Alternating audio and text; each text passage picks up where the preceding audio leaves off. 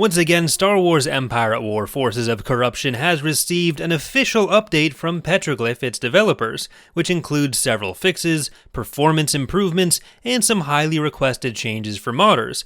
And today we're going to be breaking down what these changes are and what they mean. The Steam post for the patch looks rather sparse, but there's still a lot to talk about here with major impacts for the game and what modding could look like going forward. The first part of the patch is something which should be a big improvement for everyone regardless of whether you're playing mods or the base game. Some changes have been made under the hood which give a massive boost to Galactic Performance. Performance, especially in a game as old as Empire at War, is always going to be fairly system dependent, but Petroglyph's patch notes point to an improvement of up to 50%. This change is specifically related to how certain objects are handled rather than some of the other causes of lag like the AI processing, but for a lot of players this should be a huge improvement to their experience, especially in larger mods or on larger maps, maybe even allowing people to play some of the larger maps in mods like Thrawn's Revenge, which they may have had to avoid before. In my own testing, I was able to notice performance on the larger maps that was similar to what I used to get on some of the smaller progressive maps. So for me at least, that was a big noticeable difference. Do keep in mind though that this is solely about galactic improvements to performance, not in tactical. Secondly, there are a few pretty important fixes for multiplayer. One of them is also listed on the Steam patch notes, with passwords being fixed for lobbies after being broken for the last few releases, but gameplay-wise there's at least one pretty massive change that I want to highlight.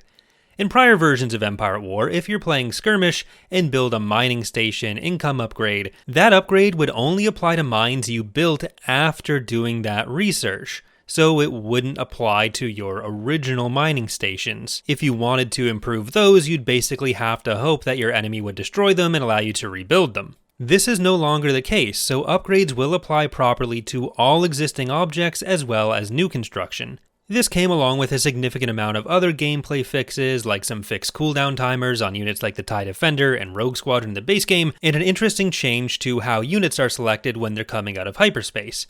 In base Empire at War, so before Forces of Corruption, you were able to select units as soon as they started coming into the map, but in Forces of Corruption, you can only select them once they're kind of on the map and in position. This has been changed so Forces of Corruption now works how Empire at War does. So you'll see here in Thrawn's Revenge, which is for Forces of Corruption, I'm able to select units immediately upon dropping them, rather than having to wait until their hyperspace movement stops. There's two other specific bugs which got fixed that I really want to highlight as well, and these both involve ground units. One is that ground units getting stuck when landed around impassable terrain has been fixed, which could be really annoying before. Basically, if a map had some trees in or around the landing zone and units got dropped on them, they could become entirely unusable, and this shouldn't be the case anymore.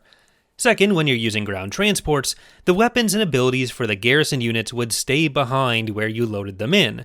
So if you put healing infantry in a transport at the landing zone and then fly them away, if enemies came near that landing zone, they would still get shot by invisible infantry. And if one of your damaged units came into their original heal radius, they'd still get healed as if the unit was still standing right there. This has now all been fixed as well.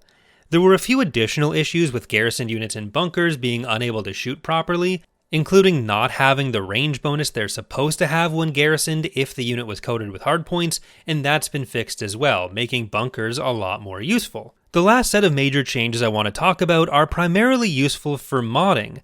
Petroglyph has always been super open to suggestions from the modding community, so I again want to thank them and Disney for putting out these patches, and this patch has delivered on some pretty impactful new tools for modders to work with. A few months ago, I did a video on one of the things I thought was most limiting for Empire at War modding, something called category masks. These are the properties which basically tell the game what an object is, from functions as simple as determining target accuracy, to telling the AI and certain scripts how to work with each unit. The category masks and property flags, which are kind of a similar thing but not exactly the same, are pretty flexible in how they're able to work, but unfortunately we were limited to a 32-bit field for them, so we could only have 32 entries.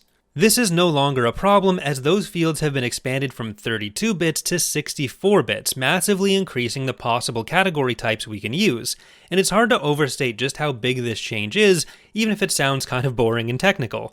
It'll take some work to implement changes based on this, but it should mean we're able to have more control over a lot of elements of the game, and particularly improve how the AI builds its fleets. This was a pretty significant change, and it's something which doesn't really impact the base game, so Petroglyph did this entirely because it's something that would help the modders. Some other hard-coded limits have been lifted as well, including one which limited the texture size available for certain map details. A second category of mod-focused changes came in this patch as well, and it's one I've also hoped for a while. There are fairly limited ways to interact with the UI in Empire at War, but this patch has introduced a few new ways that modders can interact with the UI using Lua scripting, allowing us to do some seemingly simple things like overwriting text fields, which we couldn't touch at all before, and even showing and hiding different UI elements.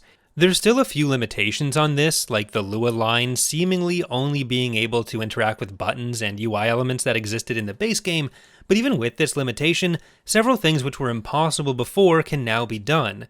On the very simple end, for one quick example, we would be able to have story missions which take place on planets not present on the galactic map by simply being able to overwrite the name of the planet in a battle, something useful for one particular mission in Revan's Revenge, our upcoming Old Republic era mod. Those are the big highlights of the patch for me. I once again want to thank Petroglyph for their work on these patches between their other projects, like their most recent release 9-Bit Armies, a game I recommend you try out if you're a fan of the classic RTS games which inspired Empire at War as well.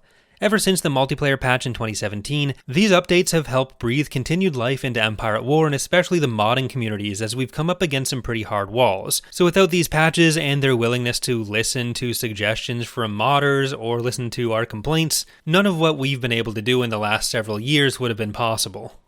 Thanks for watching, and remember to leave a like and subscribe if you want to see more Empire at War content.